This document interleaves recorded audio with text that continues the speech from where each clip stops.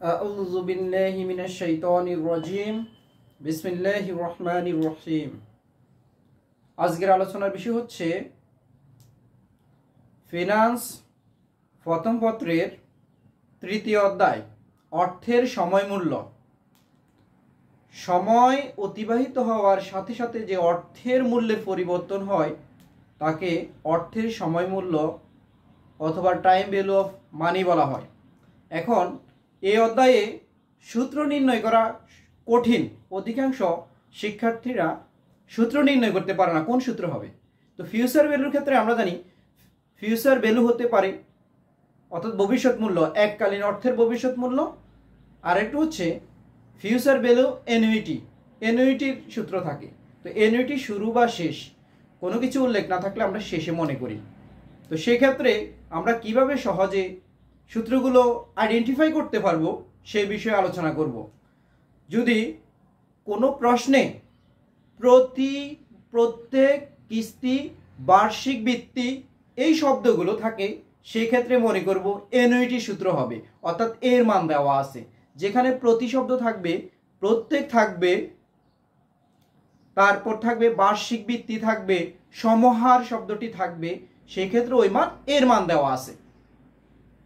সাথে সাথে আরো মনে রাখবো যদি ওই প্রশ্নে শুরুতে, প্রারম্ভে, অগ্রিম এই শব্দগুলো দেওয়া থাকে সেক্ষেত্রে অ্যানুইটি মনে করব কি অ্যাডভান্স বা অগ্রিম অ্যানুইটি মনে করব। এছাড়া যদি লেখা থাকে ভবিষ্যৎ মূল্য কত হবে নির্দিষ্ট সময় শেষে, অর্থাৎ যত বছর দেওয়া থাকবে ওই বছর শেষে কত টাকা পাওয়া যাবে, যাবে শব্দটি অর্থাৎ ব থাকবে, সেক্ষেত্রে আমরা মনে করব ফিউচার ভ্যালু নির্ণয় করতে বলেছে।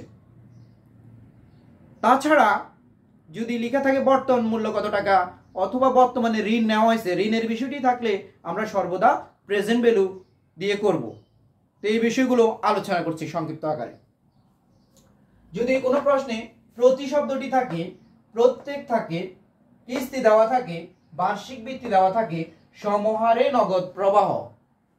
নগদ প্রবাহ আবার দুই প্রকার, একটু হচ্ছে আন্তঃপ্রবাহ আর একটু হচ্ছে বহিঃপ্রবাহ।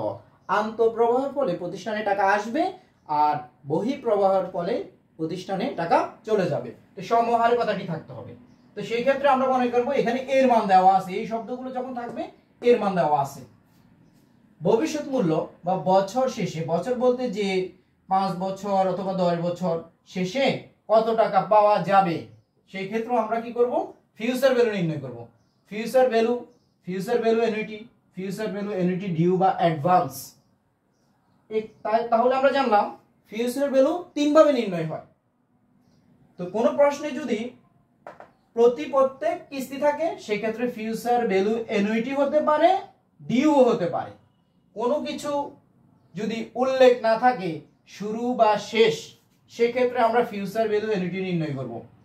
আর একই প্রশ্নে যদি শুরুতে, প্রারম্ভে, অগ্রিম শব্দ থাকে সেক্ষেত্রে ফিউচার ভ্যালু অ্যানুইটি ডিউ হবে। তো সংক্ষিপ্ত আকারে বলছি, যদি বর্তমান মূল্য অথবা ঋণের শব্দটি দেওয়া থাকে অথবা মোট বর্তমান মূল্য, সেক্ষেত্রে আমরা প্রেজেন্ট ভ্যালু অথবা প্রেজেন্ট ভ্যালু অ্যানুইটি ডিউ এই তিনটির যে কোনো একটি সূত্র হবে। যখন এর মান দেওয়া থাকবে তখন এই দুটির একটি হবে। শুরু বা শেষ কিছুই উল্লেখ নেই তাহলে প্রেজেন্ট ভ্যালু অ্যানুইটি হবে। আর যখন শুরুতে, প্রারম্ভে, অগ্রিম শব্দ থাকবে তখন হবে প্রেজেন্ট ভ্যালু অ্যানুইটি ডিউ বর্তমান মূল্য নির্ণয়ের ক্ষেত্রে। তো এখন আমরা ফিউচারের যে তিনটি সূত্র সেগুলো আলোচনা করছি। ফিউচার ভ্যালু সমান প্রেজেন্ট ভ্যালুর সাথে 1 + i⁴n গুণ হবে।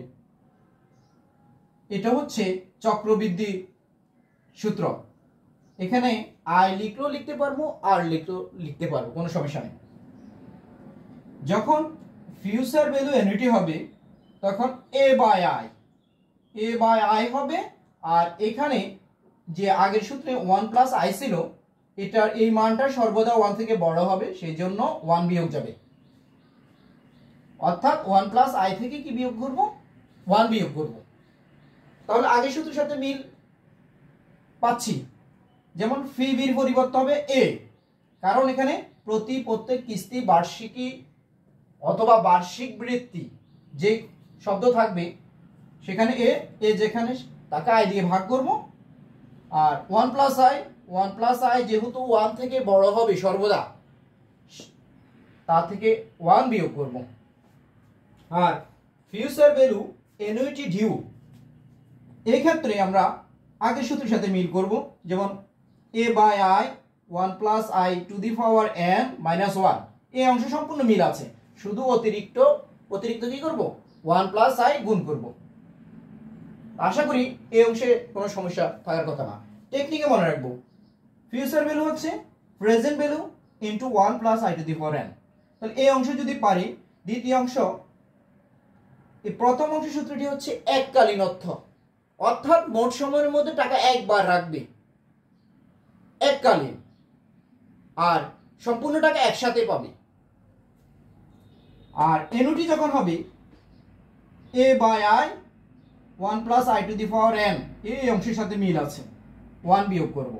আর যখন অ্যাডভান্স হবে এনওটি সূত্র সম্পূর্ণ মিল আছে, বাড়তি 1 প্লাস i গুণ হবে।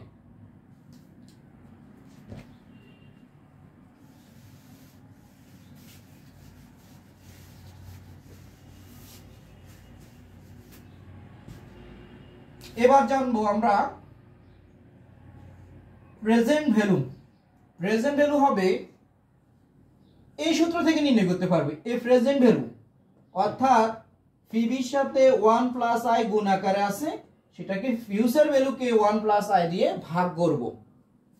তাহলে এখানে হবে future value 1 plus i to the power n।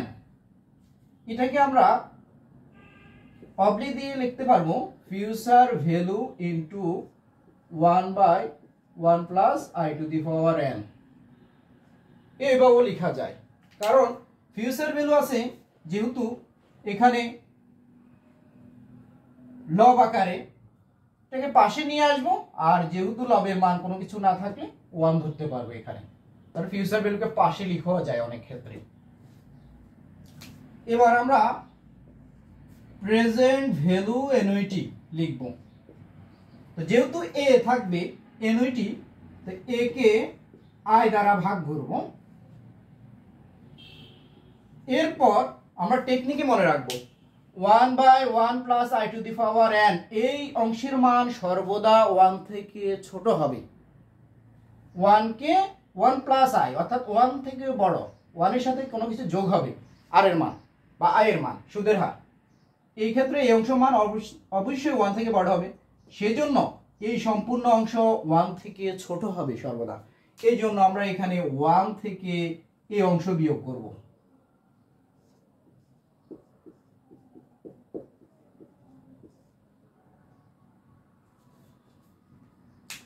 তাহলে প্রেজেন্ট ভ্যালুর ক্ষেত্রে ফিউচার ভ্যালুকে 1 plus i to the power n দিয়ে ভাগ করব, আর যখন এনইউটি আসবে সেই ক্ষেত্রে আমরা a বাই i, অর্থাৎ a যেখানে i সেখানে ভাগাকারে যাবে, এবং 1 থেকে 1 by 1 plus i to the power n কি যাবে, বিয়োগ যাবে।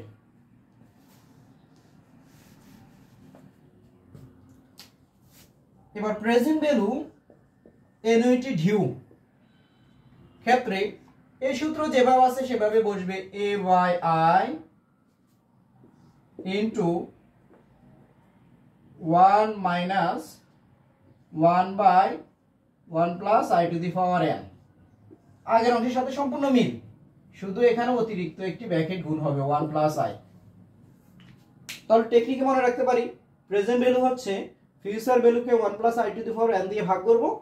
আর এখানে যদি আমরা চিন্তা করি ফিউচার ভ্যালুকে পাশে নিয়ে আসলে 1 by 1 plus i to the power n হয়, এই অংশের মান সর্বদা 1 থেকে ছোট, সেই জন্য আমরা এনইউটির ক্ষেত্রে 1 থেকে এই অংশটা বিয়োগ করব।